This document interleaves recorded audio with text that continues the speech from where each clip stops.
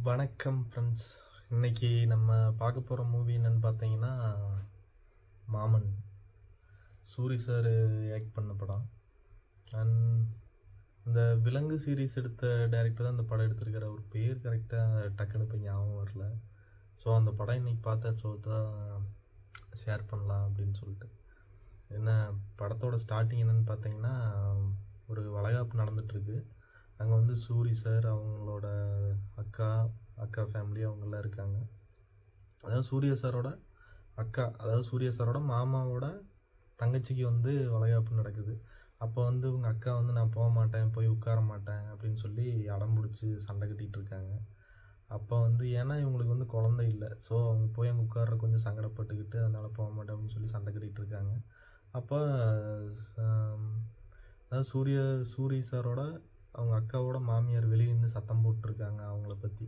இப்போ டென்ஷன் ஆகி வெளியே போகிறாங்க. போன வேகத்தில் மாமியார் மூஞ்சிலே வாமிட் பண்ணிடுறாங்க. அப்புறம் என்னன்னு பார்த்தா இவங்க ப்ரெக்னெண்ட்டாக இருக்கிறாங்க. ஸோ அப்போ ஹாஸ்பிட்டல் போகிறாங்க. போயிட்டு வந்து பார்த்தா ஃபஸ்ட்டு வந்து கரெக்டாக பேபி ஃபார்ம் ஆகலை அப்படிங்கிற மாதிரி சொல்கிறாங்க. நீங்கள் தண்ணி குடிச்சிட்டு கொஞ்சம் வெயிட் பண்ணுங்கள், மறுபடியும் ஸ்கேன் பண்ணி பார்க்கலாம் அப்படின்றாங்க. அப்போ சூரி சார் வந்து அவங்க அக்காவை கேர் பண்ணி பார்த்துக்கிறது வந்து ஐஸ்வர்யா லக்ஷ்மி பார்க்குறாங்க. அவங்க டாக்டராக இருக்காங்க. அவங்க பார்த்துட்டு நல்லா பார்த்துக்கிறாங்களே அப்படிங்கிற மாதிரி அவங்க பார்த்துட்ருக்காங்க. அவரும் அதே மாதிரி நல்லா பார்த்துக்கிறாரு சூரி சார் அவங்க அக்காவை. அதுக்கப்புறம் 2வது டைம் போய் ஸ்கேன் பண்ணி பார்க்குறப்ப அவங்க வந்து ப்ரெக்னெண்ட்டாக இருக்காங்க அப்படின்னு சொல்லி தெரியுது. குழந்த நல்லா இந்த ஏதோ உள்ள ஃபார்ம் ஆகிருக்கு அப்படின்னு சொல்லி அவங்களுக்கு நல்லா தெரியுது அப்படின்னு சொல்லி சொல்கிறாங்க. அவங்க ரொம்ப சந்தோஷப்பட்டு சந்தோஷத்தில் அழுகிறாங்க. ஏன்னா அதுக்கு முன்னாடி அந்தளவு கஷ்டத்தை அனுபவிச்சிருப்பாங்க குழந்தை இல்லை அப்படிங்கிறதுனால. அதுக்கப்புறம் என்ன பண்ணுறாங்க, குழந்தைய இப்போ அவங்க ப்ரெக்னெண்ட்டாக இருக்கிறப்போ நல்லா பார்த்துக்கிறாரு சூரி சார். அவங்க அம்மா வீட்டில் தான் இருப்பாங்க, ப்ரெக்னெண்ட்டாக இருக்கிறாங்க அப்படின்னு. அப்போ அவங்க நல்லா பார்த்துக்கிறாரு. அப்புறம் குழந்தையும் பிறந்துடுது நல்லபடியாக. குழந்தை பிறந்ததுக்கப்புறம் அந்த குழந்தைய அவங்க அம்மா காலையில் அவங்க அம்மா வந்து ஸ்கூலுக்கு போயிட்டுருக்காங்க. ஐ மீன் சூரி சாரோட அவங்க அக்கா வந்து ஸ்கூலுக்கு டீச்சர் ஒர்க்குக்கு போயிட்டுருக்காங்க. ஸோ அப்போ வந்து குழந்தை காலையில் எல்லாம் அவங்களுக்கு எல்லாம் ரெடி பண்ணி கொடுத்துட்டு அவங்க போயிடுவாங்க. Full and full Soori sir தான் பார்த்துக்கிறாரு. அவங்க அப்பாவை விட இவர் தான் அதிகமாக டைம் ஸ்பெண்ட் பண்ணுறாரு அந்த பையன் கூட. அப்புறம் ஒரு 5 வருஷத்துக்கு அப்புறம் ஸ்கூலுக்கு போகிறான். ஸ்கூலில் போய் நிறைய சேட்டையெல்லாம் பண்ணுறான். இப்படியே போயிட்டுருக்கிறப்ப அந்த டாக்டர் இருந்தாங்களா ஐஸ்வர்யா லக்ஷ்மி, அவங்களுக்கும் சூரி சாருக்கு லவ் வந்துடுது. அப்போ 2 பேர்த்து வீட்லேயும் பேசி சரி ஓகே அப்படின்னு சொல்லி மேரேஜும் பண்ணிக்கிறாங்க. மேரேஜ் பண்ணதுக்கப்புறம் இது சின்ன பையன்லேருந்தே பார்த்தீங்கன்னா இவங்களோட இந்த பையன் வந்து அவங்க அக்கா பையன் வந்து இங்கே தான் இவர் சூரி சார் வீட்டில் தான் படுத்தே தூங்குவான் நைட்டில். அப்போ அவரோடையே இருந்து பழகிட்டான். அப்போ வந்து சூரி சார் மேரேஜ் முடிஞ்சு ஃபஸ்ட் நைட்டில் வந்து அன்னைக்கும் அங்கே தான் படுத்து தூங்கணும் அப்படின்னு அடம் பிடிப்பான். அங்கேயே படுத்து தூங்கிடுவான். அப்போ வந்து சரின்னு அவங்களுக்கு விட்டுருவாங்க. அப்புறம் டே பை டே அடுத்தடுத்து இவங்களோடவே தான் அவன் அதிகமாக இருப்பான். அவங்களுக்கு மேரேஜ் ஆகிருக்குது அப்படின்னு அவனுக்கு சொன்னாலும் புரியாதில்ல. அப்புறம் அவனும் கூடவே தான் இருக்கிறான். ஒரு கட்டத்தில் பார்த்தீங்க அப்படின்னா இது ரெகுலராக இப்படியே தான் போயிட்டுருக்கு டே பை டே. அப்படிங்கிறப்ப ஒரு ஐஸ்வர்யா லக்ஷ்மி அவங்களுக்கு வந்து டென்ஷன் ஆயிடுது. அப்போ ஒரு டைமில் வந்து ஹனிமூன் கிளம்பிட்டு இருக்காங்க. அப்போ வந்து அவன் விளையாண்டுருப்பான் பின்னாடி. அப்போ அதாவது அந்தளவுக்கு ரொம்ப பாண்டிங்காக இருப்பாங்க மாமனும் மருமகனும். அப்போ விளையாண்டுருக்கிறப்ப ஹனிமூன் போகிறாங்க. அவங்க அம்மா தெரியாமல் கூப்பிட்ருவாங்க சூரி சாரோட அம்மா. டேய் உங்கள் மாமன் போகிறான்டா, ஹனிமூன் போகிறான், வந்து பாய் சொல்லுறதுக்கு அப்படின்னு கூப்பிட்ருவாங்க. வந்து ஒரே அடம் பிடிப்பான். நானும் போகிறேன், அது இது நானும் வரணும், ஹனிமூன் நானும் வர்றேம்மாம்மா அப்படின்னு சொல்லி அடம் பிடிப்பான். அப்போ இவங்க என்ன பண்ணுவாங்க, சரி வேண்டாம் ஹனிமூனே வேணான்னு சொல்லி ட்ரிப்பே கேன்சல் பண்ணிடுவாங்க. அதுக்கப்புறம் ஹாஸ்பிட்டல் போயிட்டு இவங்க வந்துட்டுருப்பாங்க. இவர் சூரி சார் கூட்டிகிட்டு வருவார் பைக்கில் ஐஸ்வர்யா லக்ஷ்மி அவங்கள. ஏன்னா அவங்க டாக்டரில். அப்புறம் இவர் வந்து ஸ்வீட் கடை வச்சுருப்பார் சூரி சார், சொல்ல மறந்துட்டேன் ஸ்டார்டிங்கில். அப்புறம் வந்துட்டுருப்பாங்க. அப்போ வந்து டென்ஷன் ஆகி இவங்க இப்போ அப்படியே போக அவங்க டென்ஷன் ஆகி அவங்க மேரேஜ் லைஃப்பை அவங்களால கரெக்டாக என்ஜாய் பண்ண முடியல. மேரேஜுக்கு அப்புறம் அவங்க இருக்கணும்னு நினச்ச மாதிரிலாம் இருக்க முடியல. அதனால டென்ஷனில் சண்டை போட்டுருவாங்க. அப்போ அவர் என்னம்பாங்க, உனக்கு உன்னோட சந்தோஷம் தான் முக்கியம் அப்படின்னா எனக்கு அவன் பையன்தான் முக்கியம். குழந்தை அழுகுறான் போக வேணும்னு அப்புறம் என்ன நம்ம அப்படி போக வேண்டியது இருக்குதுன்னு சொல்லி சத்தம் போட்டோன்னே அவங்க டென்ஷன் ஆகி கோவப்பட்டுக்கிட்டு பாதியிலே பைக்கில் இறங்கி வீட்டுக்கு போயிடுவாங்க. அப்புறம் சரி சமாதானப்படுத்துறதுக்காக போய் கூப்பிடலான்னு சொல்லி இவங்க ஃபேமிலியில் எல்லாருமே போயிடுவாங்க. போய் அப்போ அங்கே ஒரு கான்வர்சேஷன் நடந்துகிட்ருக்கும். என்னென்னா இவனுக்கு காது குத்து வச்சுருப்பாங்க இந்த பையனுக்கு. காது குத்துக்கு அத்தை மாமா 2 பேர்த்தையும் சேர்த்து வச்சு தானே கூப்பிட்ணும். மாமா அங்கே இருக்கார், அத்தை இங்கே தான் இருக்காங்க. சரின்னு அதனால தான் இங்கேயே கூப்பிட்டு வந்துட்டோம், நேர்லேயே காட்டி சொல்லிட்டு போகலான்னு சொல்லி அப்படின்னு சொல்லி பேசிகிட்டு இருப்பாங்க. அப்புறம் பேசி முடித்து சமாதானம் பண்ணி மறுபடியும் வருவாங்க. மறுபடியும் வந்து பார்த்தா இன்றைக்கி ஒரு நாள் மட்டும் கூட இருந்துக்கிறேன் மாமா அப்படின்னு சொல்லி அவன் கேட்பான் அந்த பையன்.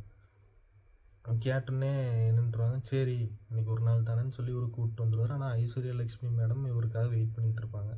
வருவாருன்னு. கடைசியில் பார்த்து இவனை கூட்டிகிட்டு வந்தோடனே அவங்க டென்ஷனாகி அவங்களும் படுத்து தூங்கிடுவாங்க. அதுக்கப்புறம் இப்படியே போயிட்டுருக்கும். அப்புறம் என்ன பண்ணுறதுனே தெரில. இப்போ அவங்களுக்கும் டென்ஷனு, இவங்களுக்கும் டென்ஷனு. அப்புறம் அந்த காது குத்துற ஃபங்க்ஷன் வரும். காது குத்துற ஃபங்க்ஷனில் இவன் காது குத்திக்க மாட்டான். நீ குத்திக்கிட்டா தான் குத்திப்பம்மா. அவர் சூரி சார் 2 காதும் குத்திப்பார். இவங்க குத்திக்க வேணாம்பாங்க ஒய்ஃபு. அவங்க அம்மா, அதாவது அந்த பையனோட அம்மா சூரி சாரோட அவங்க அக்கா வந்து நீ குத்து காது குத்தும்பாங்க. அந்த சண்டையாக கிடக்கும். அப்புறம் காது குத்தி அந்த பையனும் குத்திக்குவான். நீ எதுக்கு காது குத்துன அப்படின்னு சொல்லி அப்புறம் ஒய்ஃப் கூப்பிட்டு சண்டை போட்டுருப்பாங்க. அப்போ இவங்க அக்கா கூப்பிட்டு திட்டுவாங்க. என்ன உங்கள் ஒய்ஃப் என்னடா சொல்கிறா அப்படின்னு சொல்லி பேசிகிட்டு இருப்பாங்க. இல்லை இப்போ இந்த மாதிரி இப்போ ஏன் இப்போ காது குத்துனதுனால என்ன அப்படின்னு சொல்லி பேசிகிட்டு இருப்பாங்க. அப்போ அதுக்கு முன்னாடி ஒன்று நடந்திருக்கும். என்னென்னா இவங்க வந்து இவன் ரொம்ப சேட்டை பண்ணுறான், ஹைப்பர் ஆக்டிவாக இருக்கான், ஒரு இடத்துல உட்கார மாட்டேங்கிறான், கவுன்சிலிங் கூட்டிகிட்டு போகணுன்னு சொல்லியிருப்பாங்க. அதுக்கு இவங்க எப்படி புரிஞ்சுப்பாங்கன்னு தெரில. அவன் என் பையனை பைத்தியங்கிறாடா அப்படின்னு சொல்லி சண்டை வந்துடும். நான் அந்த மாதிரி மீன் பண்ணி சொல்லலை அப்படின்னு சொல்லி சொல்லுவாங்க. அப்புறம் ஐஸ்வர்யா லக்ஷ்மி ரொம்ப டென்ஷன் ஆகி கத்திடுவாங்க. நீங்களும் உங்கள் வீட்டுக்காரரும் படுத்துட்ருக்கிறீங்க, நடுவில் வந்து இவன் படுத்தா உங்களுக்கு எவ்வளோ கடுப்பாக இருக்கும் அப்படிங்கிற மாதிரி கேட்டுருவாங்க. அவன் சின்ன பையன் தானே, அதற்கும் என்னால் பொறுத்துக்க முடியல, அப்படி என்னம்மா அப்படின்னு இவங்க கேட்டுருவாங்க. அப்புறம் இவங்க என்ன சொல்லிடுவாங்க, ஓ நீங்கள் 2 பேரும் ஜாலியாக இருக்கணும்னு தான் இவனை இங்கே அனுப்பிச்சுட்றீங்களா அப்படின்னு சொல்லி அந்த மாதிரிலாம் பேசி சண்டை வந்துடும். சண்டை வந்ததுக்கப்புறம் எல்லாம் பிரிஞ்சு போயிடுவாங்க. சூரி சாரும் சரி இதுக்கு மேலே இப்போ வேணாம், உனக்கு மாமாவும் இல்லை ஒன்றும் இல்லைன்னு சொல்லி அந்த பையனை பிடிச்சி அவங்க அம்மா அடிப்பாங்க. ஒரு சூரி சார் இங்கே வீட்டுக்கு வந்ததுக்கப்புறம் இவங்க ஐஸ்வர்யா லக்ஷ்மிக்கு வந்து மதுரைக்கு வந்து ட்ரான்ஸ்ஃபர் கிடச்சிருக்கு, வாங்க போகலாம் அப்படின்னு சொல்லிட்டு இருப்பாங்க. இதுக்கு இடையில இன்னொன்று விட்டுட்டேன். ராஜ்கிரண் சார் வந்து இதில் ஒரு நல்ல ரோல் பண்ணியிருப்பார். ஒரு ஃபேமிலி ஃப்ரெண்ட் மாதிரி இருப்பார். இவருக்கு அப்பா கிடையாது, ஸோ அவர் தான் அப்பா மாதிரி. அவங்கக்கிட்ட தான் ஃபஸ்ட்டு ஐஸ்வர்யா லக்ஷ்மியெல்லாம் கூட்டிகிட்டு வந்து இன்ட்ரடியூஸ் பண்ணி விடுவார். அப்புறம் அவங்களோட ஒய்ஃபு பவுன் அப்படின்னு இருப்பாங்க. அவங்க 2 பேரும் டெய்லி சண்டை கட்டிக்குவாங்க. ஆனால் நல்லா தான் ஜாலியாக தான் லைஃப் போயிட்டுருக்கும். அவங்களுக்கு குழந்தை இல்லை. ஸோ இவர் தான் பையன் மாதிரி அப்படிங்கிற மாதிரி நல்லா போக வர எதாக இருந்தாலும் ஷேர் பண்ணுறது, நல்லா ஜாலியாக இருப்பாங்க ராஜ்கிரண் சாரும் சூரி சாரும். ராஜ்கிரண் சார் அந்த போர்ஷன் வந்து நல்லா இருந்துச்சு. ராஜ்கிரண் சார் வர்ற அவரோட கேரக்டருமே நல்லா இருந்துச்சு. அவங்களுக்கு ஒய்ஃபாக பண்ணியிருப்பாங்க, அவங்களும் அதுவுமே நல்லாயிருக்கும். ஸோ நெக்ஸ்ட் கதைக்குள்ளே வருவோம். அப்புறம் சரி மதுரை போகலாம் அப்படின்னு சொல்லிட்டு அவங்க ட்ரான்ஸ்ஃபர் வாங்கிட்டு அங்கே போவாங்க. போகிறதுக்கு முன்னாடி அந்த மாதிரி போகிற வந்திருக்கும். அன்றைக்கி வந்து உங்கள் மாமனார் வந்து பேசலான்னு சொல்லிட்டு வருவார். நீங்கள் போங்க மாப்பிள்ள, கொஞ்சம் நாளைக்கு போய் தனியாக இருங்க, ஒரு 3 மாதம், அதுக்குள்ளே இங்கேயும் எல்லாம் சரியாயிடும். என்ன மாமா நீங்களும் புரியாமல் பேசுகிறீங்க அப்படின்னு சொல்லி இவர் பேசுவார். அப்போ அவர் கேட்பார், அவருக்கும் 10 வருஷம் கழிச்சு, அவங்க அக்காவுக்குமே வந்து 10 வருஷம் கழிச்சு தான் குழந்த பிறந்திருக்கு. இதே மாதிரி எனக்கும் நடந்துச்சு. அவங்க இப்போ லேடிஸ்கிட்ட வந்து டேரெக்டெல்லாம் கேட்டுருவாங்கன்னா, நம்ம ஆம்பளைக்கிட்ட வந்து அப்படி கேட்க மாட்டாங்க. ஒரு பார்வை பார்க்குறதுலே நம்மளுக்கு வந்து அந்தளவுக்கு சங்கடமாக இருக்கிற மாதிரி பார்ப்பாங்க மற்றவங்க, ஏதாச்சும் வெளி இடத்துக்கு போனால். அந்த மாதிரிலாம் நிறைய அவரும் ஃபேஸ் பண்ணியிருப்பார். 10 வருஷம் கழிச்சு குழந்த பிறந்திருக்குது. ஸோ அவரும் அவர் பையனை கூட்டிகிட்டு சுற்றலாம், அப்படி பண்ணலாம் இப்படி பண்ணலாம்னு அவருக்கும் நிறைய ஆசை இருந்திருக்கும். அவர் நீங்கள் யோசித்து பார்த்தீங்களா அப்படின்னு கேட்பார். நம்மளுமே அதை கவனிச்சிருக்க மாட்டோம். ஆனால் பாபா பாஸ்கர் தான் வந்து பண்ணியிருப்பார். சூரி சாரோட அக்கா வீட்டுக்காரரா, சூரி சாருக்கு மாமா தானே அவர் படத்தில், அப்படி பண்ணியிருப்பார். அவரும் நல்லா நடிச்சிருப்பார். ஸோ நீங்கள் நினச்சி பாருங்கள், அவருக்கு எவ்வளோ கஷ்டமாக இருக்கும். நீங்கள் எல்லாத்துக்குமே பார்த்து செஞ்ச நீங்கள் அவரை கண்டுக்காமே விட்டீங்க அப்படின்னு சொல்லி சொல்லுவாங்க. அதே மாதிரி அவருக்குமே நிறைய ஃபீலிங்ஸ் எல்லாம் இருந்திருக்கும். அதையும் கொஞ்சம் காட்டுவாங்க. இவர் போய் ஸ்கூலுக்கு கூப்பிட்டு வருவார். அப்போ இவங்க அப்பா போய் ஒரு நாள் போனால் வந்து இவன் யாருன்னே தெரியாதுன்னு இல்லை, எதுவுமே பேசாமல் நின்றுருப்பான். அப்புறம் இவங்க கூடவே தான் சுற்றிட்டு இருப்பான். சூரி சார் கூடவே சுற்றுவான். அவங்க அப்பா கூட டைமே ஸ்பெண்ட் பண்ண மாட்டார். அவர் உள்ளுக்குள்ளே ஃபீலிங்ஸ் இருந்தாலுமே வந்து வெளியே காட்டிக்க மாட்டார். ஸோ அந்த மாதிரி போயிட்டுருக்கும். போயிட்டுருக்கிறப்ப அப்புறம் அதை சொன்னோன்னே சரின்னு சொல்லிட்டு அவரும் கரெக்டு தான் அப்படின்னு சொல்லிட்டு சரின்ட்டு போயிடுவார். போய் அங்கே இருப்பாங்க. மறுபடியும் ஒரு 3 months இருப்பாங்க. அப்போ இவங்க நல்லா ஜாலியாக இருப்பாங்க. அப்போ இந்த பையனை போட்டு இவங்க அம்மா ரொம்ப அடம் பிடிப்பான். அதனால அவங்க அம்மா அடிச்சு அந்த பையனுக்கு ஃபிக்ஸ் வந்துடும். இதுக்கு மேலே அழுதான்னா ஃபிக்ஸ் வந்துடும் அப்படிங்கிற மாதிரி டாக்டர் சொல்லிடுவாங்க. அதுக்கப்புறம் சரி ஓகே அப்படின்ட்டு பார்த்தா அதுக்கப்புறம் நார்மல் ஆயிடுவான் அந்த பையனை. இவருக்கு ஃபோன் வரும். இவரோட ஃப்ரெண்டு தான் ஃபோன் பண்ணி சொல்லுவார், அவன் பரவாயில்லடா, ஓரளவுக்கு நார்மலாக இருக்கிறான், ஒன்றும் பிரச்சனை இல்லை, சரியாயிட்டான், இன்னும் கொஞ்சம் சோகமாக இருக்குது, அது இன்னும் கொஞ்சம் நாள் சரியாயிரும் அப்படிங்கிற மாதிரி சொல்லுவாங்க. சொன்னதுக்கப்புறம் சரி ஓகே அப்படின்ட்டு இவரும் கொஞ்சம் ரிலாக்ஸாக இருப்பார். சூரி சார் அவங்க அக்காவும் பேசிக்கவே மாட்டாங்க, இந்த காது குத்து ஃபங்க்ஷனில் பிரச்சனையானதுனால. அப்புறம் சரின்னு சொல்லிட்டு இவரும் கொஞ்சம் ரிலாக்ஸாக ஜாலியாக இருப்பார். அப்போ பார்த்தா இவங்களும் ப்ரெக்னெண்ட்டாக இருப்பாங்க. ஐஸ்வர்யா லக்ஷ்மி அவங்க வந்து ப்ரெக்னெண்ட்டாக இருப்பாங்க. அப்புறம் அந்த டைமில் தான் வந்து இவரோட ஃப்ரெண்டு ஃபோன் பண்ணி சொன்னார்ல, அவருக்கும் மேரேஜ் ஃபிக்ஸ் ஆகிருக்கும். அவர் மேரேஜுக்கு போகணுன்னு சொல்லிட்டு போவாங்க. அங்கே போகிறப்ப போய் பார்த்துருவார். இவனை பார்த்துட்டு பார்க்காம இருக்க முடியாது இவரால். அந்த இடத்துல வந்து விமல் சார் ஒரு கெஸ்ட் ரோல் மாதிரி வந்திருப்பார். ஏன்னா இந்த படத்தோட டைரக்டர் விலங்கு வெப் சீரிஸ் எடுத்திருந்தார்ல, அதனாலயா என்னன்னு தெரில, விமல் சார் வந்திருப்பார். என்ன மாப்பிள்ள நல்லா இருக்கியா அப்படின்னு கேட்டு அவர் டைனிங் ஹாலில் உட்காண்ட்ருப்பார். அப்போ போய் சொல்லுவார், நீயும் ஜாலியாக எங்க கூட ஜாலியாக சிரித்து போய் சுற்றிட்டு இருந்த, இப்போ உன்னை கொண்டாந்து இப்படி ஃபீல் பண்ணுற மாதிரி உட்கார வச்சிட்டாங்க அப்படிம்பார். அது எப்படின்னா அவர் ஃபஸ்ட்டு இதுக்கு முன்னாடி காமெடினா இருந்தார்ல, அப்போ ஜாலியாக அவங்க கூட தானே சுற்றிட்டு இருப்பார் காமெடி பண்ணிவிட்டு. அப்போ இவங்க 2 பேரும் சேர்ந்து நடித்த ஒரு படம் களவாணி, அந்த படத்தில் ஆக்ட் பண்ணியிருப்பாங்கன்னு நினைக்கிறேன் எனக்கு தெரிஞ்சது. அப்புறம் ஒரு ஊரில் 2 ராஜா அந்த படத்துலேயும் நடிச்சிருக்காங்க. அதை மீன் பண்ணி சொன்னாரா சும்மா விளையாட்டுக்கு சொன்னாரான்னு தெரியல, எனக்கு அப்படி தான் தோணுச்சு. அப்புறம் சரி உனக்கு இப்போ போய் என்ன உனக்கு அவனை பார்க்கணும், அவனை போகாதீங்கன்னு சொல்லக்கூடாதா, சரி அதுக்கு ஒரு ஐடியா பண்ணலான்னு சொல்லி ஒரு மேஜிக் ஷோ பண்ணிகிட்டு இருப்பார். அப்போ வந்து நான் உன்னை மேஜிக் பண்ணி வர வைக்கிற மாதிரி வர வைக்கிறேன், நீ வந்து அவனை ஹக் பண்ணி முத்தம் கொடுத்துட்டு போயிடு அப்படின்னு சொல்லுவார். சரின்ட்டு இவரும் ஓகேன்னு சொல்லிட்டு போய் ஒரு மேஜிக் பண்ணிகிட்டு இருப்பார். டக்குன்னு இவர் இந்த பையன்கிட்ட எல்லாம் சொல்லி கொண்டாந்து நிற்க வச்சு மாமாவை வர வைக்கிறக்காக மேஜிக் பண்ணுற மாதிரி சும்மா ஆக்ஷன் பண்ணிகிட்டு இருப்பார். மாமா வான்னு சொன்னால் இவர் வரமாட்டார். என்னடான்னு பார்த்தா இங்கே ஐஸ்வர்யா லக்ஷ்மி கையை பிடிச்சிட்டு எங்கே போகிற, நான் தான் பார்க்க வேணான்னு சொன்னான்ல, அவனை இப்போ தான் சரியாயிட்டு வந்துட்டுருக்கான், நீ இப்போ மறுபடியும் போய் அவனை பார்த்தா மறுபடியும் பழையபடி ஆகிட்டான்னு என்ன பண்ணுறது, வேணாம் அப்படின்னு சொல்லுவாங்க. இவ்வளோ தூரம் வந்துட்டு பார்க்காம எப்படி போகிறதுன்னு அவரால் பார்க்காம இருக்கவும் முடியாது, ரொம்ப கஷ்டப்படுவார். அப்போ இவங்க வந்து என்ன பண்ணிடுவாங்க, அவங்க குழந்த மேலே இனிமேல் நீ அவனை பார்க்குறாருன்னா என்கிட்ட சொல்லாமல் போகக்கூடாதுன்னு குழந்த மேலே சத்தியம் வாங்கிடுவாங்க. சரின்ட்டு இவர் வேறு வழி இல்லாமல் சரின்ட்டு வந்துடுவார். அப்போ இவன் அழுன்னு அழுவான், மாமாவை பார்க்கணுன்னு. அப்புறம் சரின்னு சொல்லிட்டு வந்துடுவான். அதுக்கப்புறம் அவங்க ஐயோ இன்னொன்று விட்டுட்டேன், இதுக்கு முன்னாடி ப்ரெக்னெண்ட்டாக இருக்கிற விஷயத்த வந்து அவங்க அம்மாட்ட சொல்லியிருப்பார். ஸோ அவங்க அம்மா வீட்டுக்கு போய் பார்த்தா அவங்க மாமா இறந்துட்டாங்க அப்படின்னு சொல்லி ஃபோட்டோ வச்சு அவன் சாமி கும்பிட்டுருப்பான். அதை பார்த்து அவங்க ஒரு மாதிரி உட்காந்துருப்பாங்க. அப்போ இவங்க அக்கா வந்து தான் சொல்லுவாங்க, அப்படி அவங்க மாமா சாமிகிட்ட போயிட்டாரான்னு அவனாக தான் கேட்டான், அப்புறம் அவனாக தான் ஃபோட்டோவெல்லாம் வச்சு சாமி கும்பிட்டுருக்குறேன், ஸோ அதனால் ஒன்றும் பிரச்சனை இல்லைன்னு சொல்லி நானும் விட்டுட்டேன் அப்படிங்கிற மாதிரி அவங்க அம்மா சொல்லுவாங்க. ஆனால் அவங்க பண்ணினது தப்பு தான் அப்படின்னு ஒத்துப்பாங்க. அந்த மாதிரி ஒரு சீக்வன்ஸும் நடந்திருக்கும். ஏன்னா இவனை என்ன பண்ணியுமே தேற்ற முடியாது, அதனால் அந்த மாதிரி சொல்லியிருப்பாங்க. ஸோ அதுக்கப்புறம் அடுத்து என்ன பண்ணுவாங்கன்னா, அங்கேருந்து கூட்டிகிட்டு வந்ததுக்கப்புறம் வீட்டில் இருப்பாங்க. அப்புறம் இவர் என்ன பண்ணுவாங்க, இவங்க பையன் அவங்க அம்மா அப்பா 3 பேர் ஸ்கூட்டியில் போயிட்டுருப்பாங்க. போகிறப்போ ஒரு ஆக்சிடெண்ட் ஆயிரும். ஆக்சிடெண்ட் ஆனப்போ இந்த பையனுக்கு அடிபட்டுரும். அப்போ இவர் வந்து பார்க்குறக்கு வந்துடுவார். வந்தோடனே டக்குன்னு ஐஸ்வர்யா லக்ஷ்மி மேடம் வந்துடுவாங்க. அங்கே வந்து நான் இவ்வளோ தூரம் சொல்லி என்கிட்ட கேட்காம ஏன் பார்க்க வந்தேன், அப்படி நீங்கள் என்ன நிலமையில் இருக்கிறா, நீ ஏன் வந்து பார்க்கக்கூடாதுன்னு ஏன் சொல்கிறேன்னு அங்கே ஒரு சண்டை வரும். சண்டை வந்தப்போ அவங்க அக்காவையும் இவரே தப்பாக பேசிடுவாங்க, ஐஸ்வர்யா லக்ஷ்மி பேசிடுவாங்க. இவர் கோவத்தில் அடிச்சிருவார். அடிச்சோடனே இவங்க மறுபடியும் கோச்சிக்கிட்டு நீ வேணாம் அப்படின்னு சொல்லிட்டு தாலியெல்லாம் கழட்டி கொடுத்துட்டு போயிடுவாங்க. நான் உன்னைய லவ் பண்ணி கல்யாணம் பண்ணதே உங்கள் அக்காவே நீ இந்தளவுக்கு பார்த்துக்கிறியா, அப்போ நீ என்னை எந்தளவுக்கு பார்த்துப்ப அப்படின்னு நினச்சி தான் நான் கல்யாணம் பண்ணேன். ஆனால் நீ அவங்கள மட்டும் தான் பார்த்துப்பின்னு எனக்கு இப்போ தானே தெரியுது. ஸோ நீ எனக்கு வேணாம் அப்படின்னு சொல்லிட்டு போயிடுவாங்க. அதுக்கப்புறம் இவரும் தனியாக தான் இருப்பார். அங்கேருந்து டைவர்ஸ் நோட்டீஸ்லாம் அனுப்புறக்க ஆரம்பிச்சிருவாங்க.